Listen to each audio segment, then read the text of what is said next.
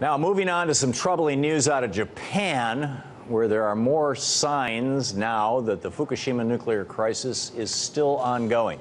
Sludge samples taken from Tokyo Bay show that radioactive cesium contamination has increased in some areas by 13 times since measures were taken last August. Health officials claim the radiation levels pose no immediate risk to the population, but could get a lot worse as contaminated fish filled with radioactive isotopes travel up the food chain into the world's restaurants and dinner tables. Meanwhile, in the United States, the Associated Press is reporting that nuclear regulators have quietly watered down U.S. planning for nuclear emergencies. Despite nuclear plants all around the nation aging beyond their recommended operational lives, nuclear regulators have reduced evacuation zones around them, required fewer exercises for accidents, and relaxed training for emergency officials. In other words, we're less prepared today to deal with a nuclear disaster than we were before Fukushima happened. For an update on Japan and the latest on nuclear troubles here in the United States, Paul Gunter joins me, the director of the Reactor Oversight Project at Beyond Nuclear. Paul, welcome. Hey, thank you, Tom. So what is the state of affairs, first of all, at Fukushima? Well, obviously, the big concerns right now are focused on any event that could start a cascade of what has been tallied as 85 times the levels of cesium-137 that were released from Chernobyl. Any number of events. I think right now a lot of focus is on another earthquake that could start a cascade, beginning with reactor building Unit 4 falling over, a nuclear fuel fire involving 136 metric tons of nuclear waste. And it's in the roof of number 4? It's up on the roof of number 4. But, you know, there are these other 5 units that would then become too contaminated to manage. And then there's a common nuclear waste pool to all 6 units that's right there next to Unit 4. And this is where the major inventory of radioactive waste is right now. And if this accident were to cascade, then it would mean what's been referenced as a civilization-ending event for Japan. Civilization ending? That's what the like sterilize the country? The former ambassador from Japan to Switzerland has basically put out this warning that an international effort must now be mounted, bringing in the United Nations to basically prevent this domino from falling that could begin with Unit 4 and the next earthquake.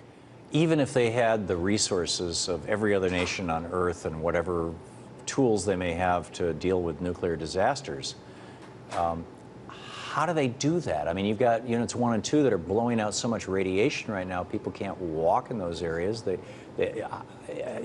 What technology is there? What do they have to do?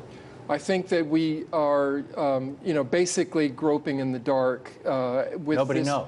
Nobody really knows at this point. But what clearly has been demonstrated is the most relevant and perhaps the only relevant protection is prevention. And that means that we have to end nuclear power. Yeah, well, no doubt about that. And speaking of Reactor 4 is a design that came out of the United States. General Electric put it together, I believe. Correct me if I'm wrong on this. And we've got a bunch of those here in the United States. How are they doing? Well, right now, the Fukushima Daiichi accident basically put a lot of focus on the General Electric Mark I boiling water reactor. We've known since 1972 that these things were time bombs. They were ready to, you know, basically fail. Is this the one that almost took out Detroit? Yeah, Fermi. Well, that was actually Fermi 1, which was not a Mark I, but a prototype breeder reactor. But there is a Fermi 2, a Mark I there, just outside of Detroit. But basically now the focus is on all these GE Mark I, and they've now folded in the Mark II reactors because they have this vulnerable containment, which now has been demonstrated at Fukushima with a 100% failure rate when faced with a severe accident. All 6 won. Well, the 3 operational reactors, Units 1, 2, and 3, they failed under the severe accident condition. And they generated this hydrogen gas, which then was vented into Unit 4 and exploded. And fortunately, 5 and 6 were not involved yet.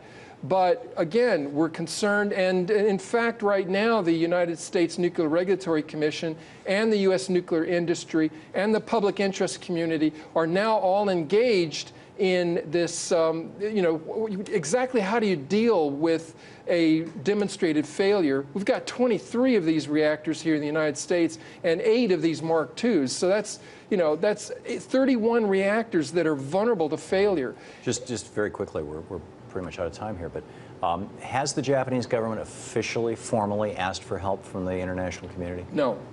Do you expect them to? I think that we have to mount clearly there's a petition effort. You can go to our website.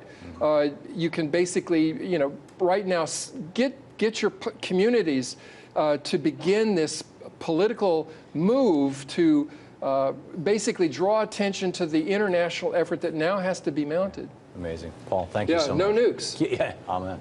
Keep up the great work. Paul Gunter.